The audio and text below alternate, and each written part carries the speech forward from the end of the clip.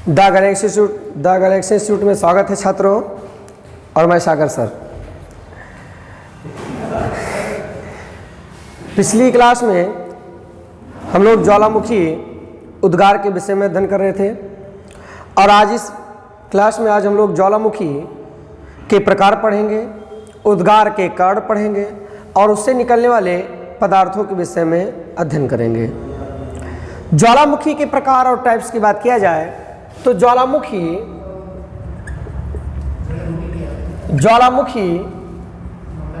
के प्रकार, ज्वालामुखी तीन प्रकार के होते हैं। उद्भेदन के आधार पर बच्चों कितने प्रकार के? तीन। पहला सक्रिय ज्वालामुखी,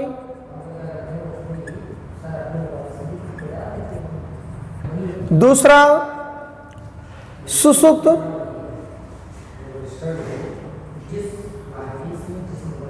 सुसुप्त, ज्वालामुखी,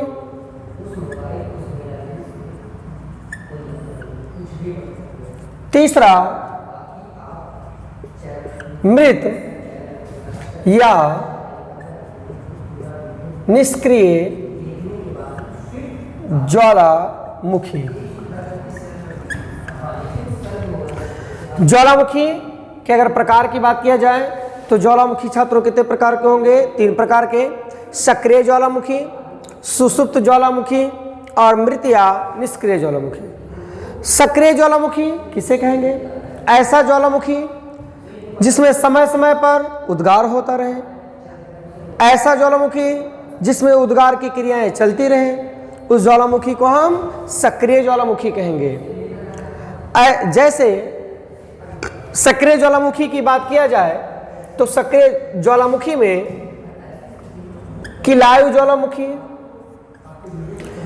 ज्वालामुखी हवाई द्वीप में है, सक्रिय है। कोटोपैक्सी,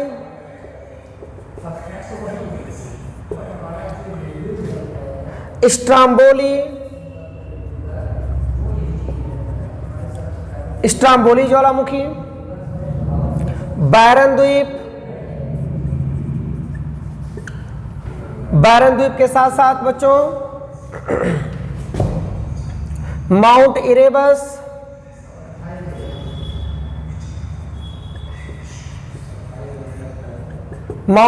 ज्वालामुखी,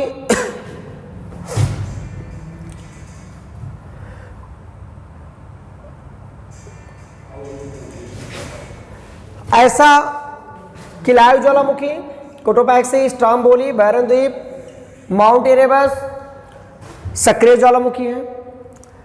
सुसुप्त ज्वालामुखी, ऐसा ज्वालामुखी जो बहुत लंबे समय से इसमें उद्गार ना हुआ हो लेकिन उसमें कभी भी उद्गार हो सकता है, ऐसे ज्वालामुखी को हम सुसुप्त ज्वालामुखी कहेंगे। कौन सा ज्वालामुखी बच्चों? सुसुप्त ज्वालामुखी। विसुवियस, जैसे कौन सा? विसुवियस ज्वालामुखी। फ्यूजियामा ज्वालामुखी,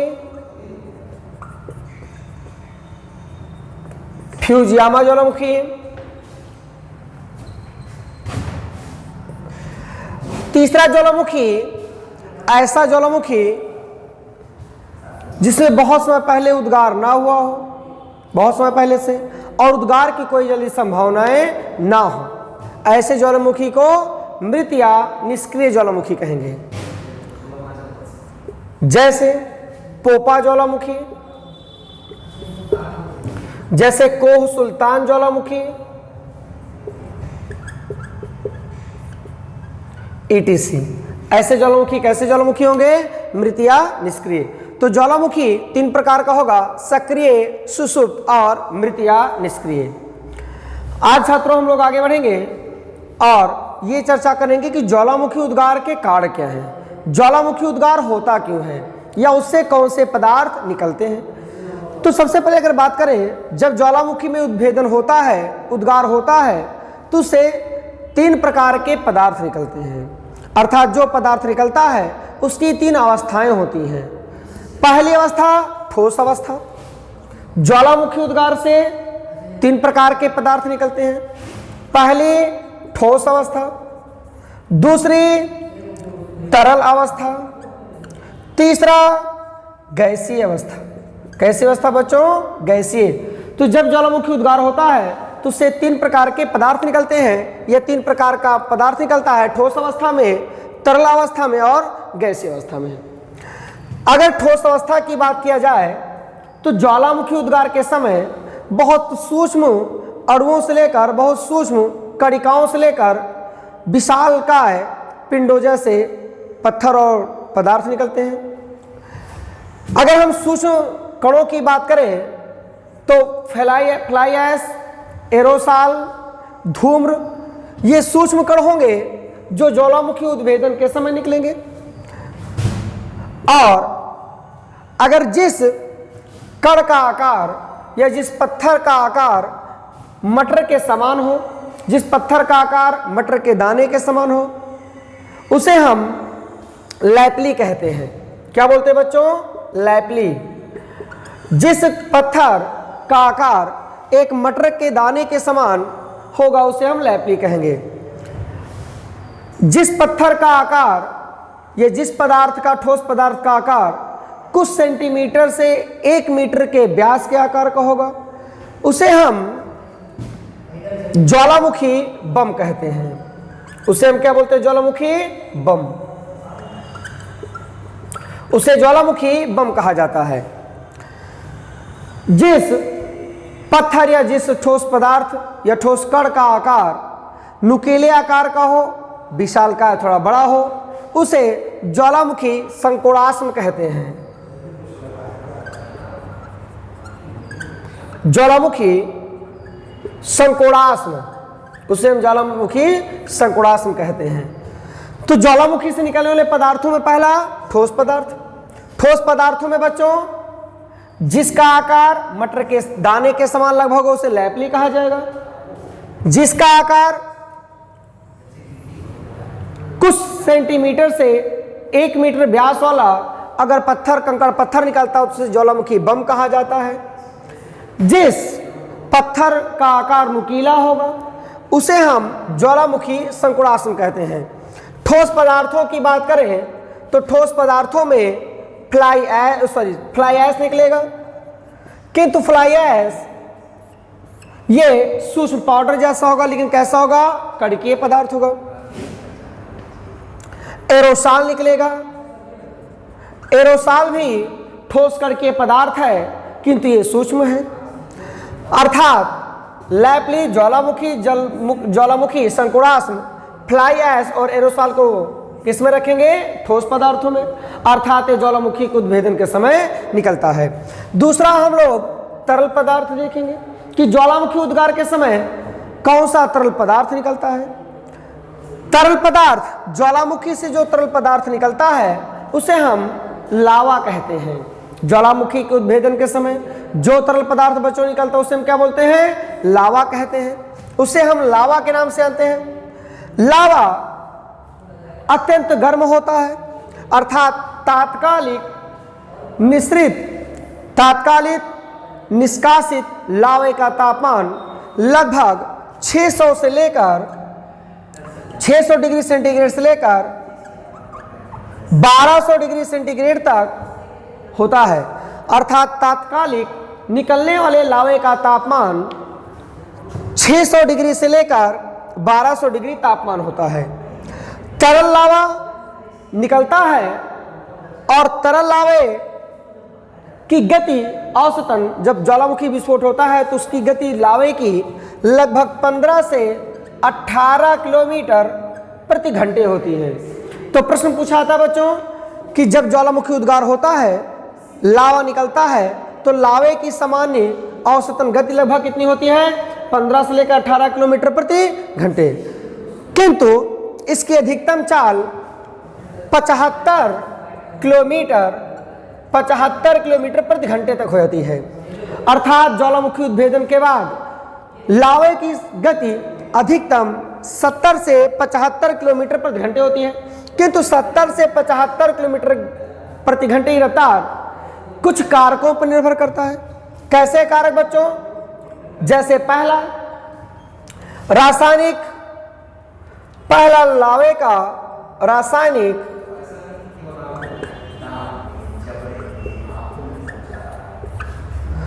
पहला रासायनिक संगठन अर्थात लावे का रासायनिक संगठन क्या है। दूसरा, रासायनिक संगठन के आधार पर ही डिपेंड करेगा कि लावे की गति कितनी होगी। दूसरा, लावे का तापमान, तापमान अधिक होगा तो लावे की गति अधिक होगी। तीसरा सबसे मुख्य कारण, स्थलाकृति का ढाल,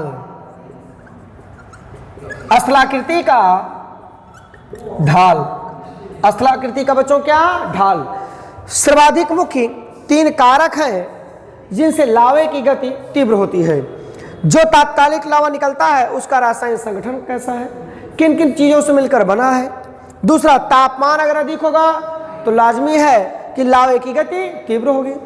तीसरा, स्थलाकृति का ढाल, ढाल जितना तीव्र होगा लावे की गति उतनी ही तीव्र होगी। अर्थात लावे की अधिकतम गति 70 से लेकर 75 किलोमीटर प्रति घंटे है। सामान्य लावे की गति 15 से 18 किलोमीटर प्रति घंटे है। तात्कालिक निष्कासित लावे का तापमान 600 से लेकर 600 से लेकर 1200 डिग्री सेंटीग्रेड है। ये तरल पदार्थ हैं जो ज्वालामुखी उद्भेदन के समय निकलते हैं। हम बात करेंगे गैसीय पदार्थ। जब ज्वालामुखी उद्भेदन होता है तो कुछ गैसीय पदार्थ निकलता है, जैसे बच्चों CO2 कार्बन डाइऑक्साइड, CO2 निकलता है, हाइड्रोक्लोरिक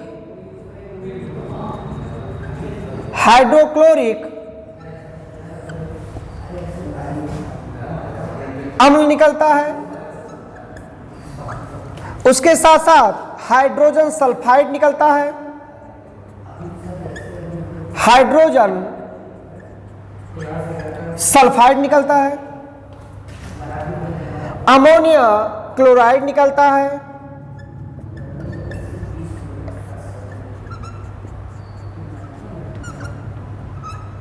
अमोनिया क्लोराइड। अर्थात ज्वालामुखी उद्भेदन के समय जो गैसीय भाग निकलता है उसमें CO2 कार्बन डाइऑक्साइड निकलता है, हाइड्रोक्लोरिक एसिड अम्ल निकलता है, हाइड्रोजन सल्फाइड निकलता है और अमोनिया क्लोराइड निकलता है। उसके साथ साथ धुआं निकलता है। लेकिन प्रश्न आता है एग्जाम में कि गैसीय अवस्था में जब ज्वालामुखी उद्भेदन होता है तो गैसीय अवस्था में सर्वाधिक क्या निकलता है, सर्वाधिक कौन सा ऐसा भाग है जो सबसे ज्यादा निकलता है। तो सबसे ज्यादा बच्चों गैसीय अवस्था में जो निकलेगा वो क्या होगा, जलवाष्प। क्या होगा बच्चों, जलवाष्प होगा। ज्वालामुखी उद्भेदन के समय जलवाष्प की मात्रा लगभग 60 से 90% तक होता है। जब ज्वालामुखी उद्भेदन होता है तो उस समय जलवाष्प की मात्रा 60 से 90% होती है। इसी कारण जिन स्थानों पर तीव्रतम ज्वालामुखी का उद्भेदन होता है, अधिकतम मात्रा में जलवाष्प निकलने के कारण जब जलवाष्प सतह से धरती की ऊपरी सतह की तरफ जाती है वायुमंडल में, तो लगातार ठंडी होती जाती है। क्यों? क्योंकि ऊंचाई पर जाने पे तापमान बच्चों कम हो जाता है, जिसके कारण तापमान कम होने के बाद वह संघनित होने लगती है और संघनित होकर बादल का निर्माण करती है। किसका निर्माण करती है बच्चों? बादल का। और आसपास क्षेत्रों में तीव्रतम वर्षा करती है। इसलिए सक्रिय ज्वालामुखी के आसपास क्षेत्रों में वर्षा होती है बहुत मूसलाधार कुछ समय के लिए। क्यों? क्योंकि सर्वाधिक गैसीय अवस्था में ज्वालामुखी उद्भेदन के समय सबसे ज्यादा क्या निकलता है? जलवाष्प, 60 से लेकर 90%। तो CO2 कार्बन डाइऑक्साइड, हाइड्रोक्लोरिक अम्ल, हाइड्रोजन सल्फाइड, अमोनिया क्लोराइड, धुआं, जलवाष्प, ये सब गैसे कैसे कारक है बच्चों? गैसीय। अगर फ्लाई ऐश, एरोसॉल, लैपली, ज्वालामुखी बम, ज्वालामुखी संकुड़ास्म की बात किया जाए तो कैसे पदार्थ है बच्चों? ठोस। तरल अवस्था में मैग्मा निकलेगा और तात्कालिक मैग्मा के निकलने का तापमान जब निकलता है तो 600 से लेकर 1200 डिग्री सेंटीग्रेड होता है। उसकी गति 15 से लेकर 18 किलोमीटर प्रति घंटे होती है। अधिकतम गति 75 से लेकर 70 से लेकर 75 किलोमीटर प्रति घंटे होती है। किंतु अधिकतम गति किस पर निर्भर करेगा?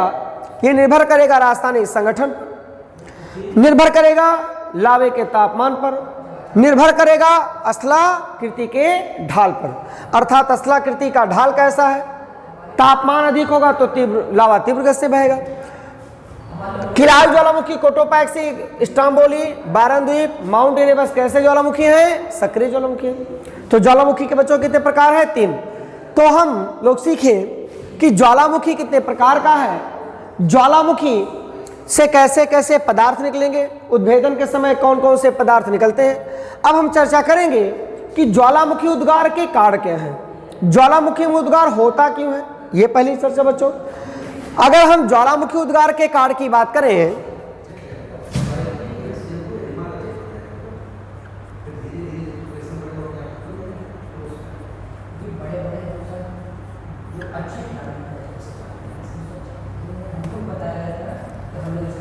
ज्वालामुखी उद्गार के कारण में सबसे पहला भूगर्भ का या भूगर्भ में अत्यधिक तापमान का होना, अत्यधिक तापमान का होना। और हम छात्र जानते हैं कि पृथ्वी के अंदर प्रत्येक 32 मीटर नीचे आने पर 1 डिग्री तापमान बढ़ जाता है।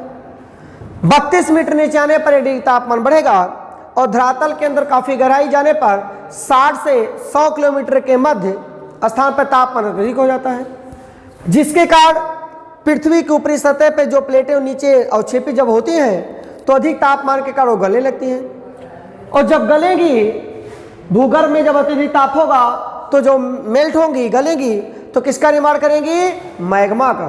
किसका निर्माण करेंगी? मैग्मा का। और जब वही मैग्मा धरातल को चीर कर फाड़ के बाहर निकलता है तो उसे हम क्या बोलते हैं बच्चों? ज्वालामुखी उद्गार। तो पहला कारण है कि भूगर्भ में अत्यधिक तापमान का होना। और यहीं से प्रश्न पूछता है कि पृथ्वी के कितना नीचे जाने पर, प्रत्येक कितना मीटर नीचे आने पर 1 डिग्री तापमान बढ़ता है? तो कितना कहेंगे बच्चों? 32 मीटर नीचे आने पर 1 डिग्री तापमान बढ़ता है। ज्वालामुखी उद्गार के दूसरा कारण बच्चों क्या है? दूसरा कारण है भूकंप का आना। भूकंप का आना अर्थात दूसरा सर्वाधिक महत्वपूर्ण कारण भूकंप का आना। ज्वालामुखी उद्गार के समय जब ज्वालामुखी उद्गार आता है, जब उद्गार आने में सबसे महत्वपूर्ण, भूकंप आने से सतह के ऊपरी परत में दरार पड़ जाती है और उन दरारों के माध्यम से ही ज्वालामुखी का लावा आसानी से बाहर आ जाता है। अर्थात ज्वालामुखी के लावा को लाने में, बाहर आसानी से पहुंचाने में भूकंप बहुत बड़ी सहायता करता है। इसलिए भूकंप का आना भी उद्गार का कारण है। तीसरी बात बच्चों, भूप्रॉपर्टी का कमजोर होना। भूप्रॉपर्टी का कमजोर होना या पृथ्वी की सतह का कमजोर भूभाग होना। अर्थात धरती पर उन्हीं स्थानों पर ज्वालामुखी भूकंप की क्रियाएं मुख्यतः होती हैं जहां भूप्रॉपर्टी कमजोर होती है। धरती के जिन स्थानों पर कमजोर सतह होगी वहीं पर ज्वालामुखी उद्भेदन अधिक होगा। जैसे, और मुख्यतः यह प्रश्न आता है कि किस स्थानों पर, धरती के किन जगहों पर भूप्रॉपर्टी कमजोर या सतह कमजोर होगी। तो सबसे पहले कमजोर वही होगी जहां 2 प्लेटें आपस में टकराएंगी। जब 2 प्लेटें दूसरे की तरफ अवक्षेपित होती हैं या आती हैं, अपसरित होती हैं, तो प्लेटों के टकराने से, दबने से एक प्लेट अवक्षेपित होती है, दूसरी उड़ती है। जो उड़ती है उसमें वलन पड़ता है और वलन का मतलब बच्चों हो गया मोड़। और जब जब मोड़ पड़ेगा तो जहां मोड़ पड़ता है वो स्थान पर वो भागें कमजोर होती हैं। जो प्लेटें अवक्षेपित होंगी नीचे आएंगी, दोनों के जहां टकराई वहीं पर जुड़ाव है और जुड़ाव होने से बच्चों क्या है? वो कमजोर होती है, जिसको हम पिछली क्लास में पढ़ चुके थे। तो ज्वालामुखी उद्गार में पहला कारण भूगर्भ का अत्यधिक गर्म होना, दूसरा भूकंप का आना, तीसरा भूप्रॉपर्टी का कमजोर होना। चौथा कारण बच्चों धरती के आंतरिक भाग में जलवाष्प का अधिक होना। जब जलवाष्प जब जलवाष्प अधिक मात्रा में हो जाता है, जब बच्चों जलवाष्प अधिक मात्रा में हो जाता है तो यही जलवाष्प और गैसें मिलकर मैग्मा को ऊपर लाने में सहायता करती है। अर्थात जब जलवाष्प अधिक बनेगा तो ज्वालामुखी क्रियाएं होने में मददगार होंगी। इसलिए उद्गार के कारणों में ज्वालामुखी का अत्यधिक बनना भी मुख्य है। तो इस प्रकार आज हम लोगों ने सीखा ज्वालामुखी के प्रकार कितने हैं, ज्वालामुखी उद्गार के कारण कैसे हैं, ज्वालामुखी से कौन कौन से पदार्थ निकलते हैं। प्रश्न अब हमारे सामने ये बच्चों कि ज्वालामुखी से लाभ क्या है और ज्वालामुखी से हानि क्या है, इसके संदर्भ में देखेंगे। और इसी के साथ ये आज का टॉपिक आपका समाप्त हो जाएगा और हम नए टॉपिक की तरफ बढ़ेंगे जिसका नाम बच्चों भूकंप है। सबसे पहले बात करेंगे ज्वालामुखी उद्गार के से लाभ क्या है, ज्वालामुखी उद्गार से हानि क्या है। तो सबसे पहले बच्चों हम बात करेंगे ज्वालामुखी उद्गार से लाभ की चर्चा के लिए जाए। ज्वालामुखी उद्गार के लाभ की बात किया जाए तो ज्वालामुखी उद्गार के सबसे पहला लाभ है कि जब ज्वालामुखी उद्गार होता है तो धरती के आंतरिक भाग से अधिकतम मात्रा में खनिज बाहर आती है।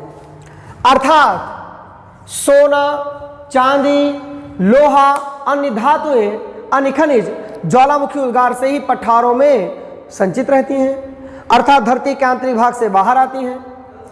इस प्रकार खनिजों के लिए महत्वपूर्ण है सोना, चांदी, लोहा, ईटीसी, ये सब कम मुख्यतः अधिकतम पाई जाएंगे जब ज्वालामुखी उद्गार होगा।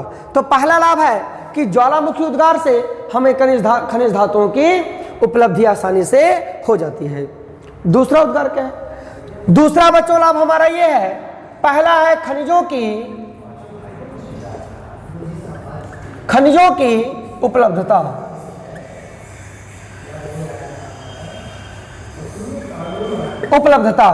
दूसरा क्या है, ज्वालामुखी क्षेत्रों में जहां ज्वालामुखी क्षेत्र होते हैं उन स्थानों पर गर्म जल के चश्मे बनते हैं जिससे हम किसी चीज को बनाया पका सकते हैं। दूसरी बात, तीसरा रीजन है, अर्थात जिन स्थानों पर ज्वालामुखी क्रियाएं होती हैं वहां भूतापीय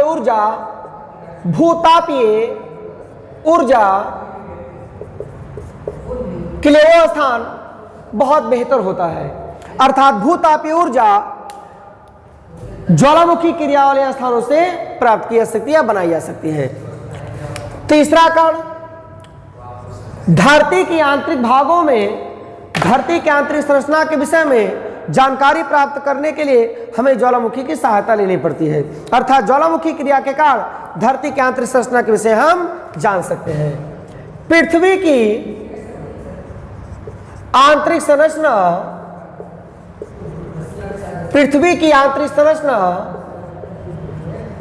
में मदद करती है। कौन मदद करेगी? ज्वालामुखी क्रिया।